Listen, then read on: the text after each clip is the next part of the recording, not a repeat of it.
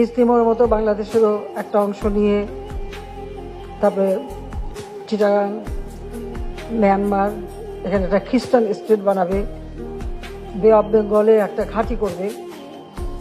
তার কারণ হচ্ছে যে বে অফ বেঙ্গল এবং ভারত মহাসাগর, এখানে প্রাচীনকাল থেকে ব্যবসা বাণিজ্য চলে। আর এই জায়গাটা কোনো রকম কোনো কন্ট্রোভার্সি নাই, এখানে কিন্তু কোনো কারো মানে ওরকম দ্বন্দ্ব নাই।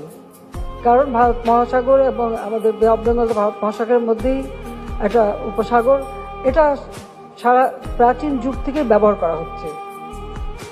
এই জায়গাটার উপরে অনেকেরই নজর, তো সেটা আমি হতে দিচ্ছি না, এটাও আমার একটা অপরাধ।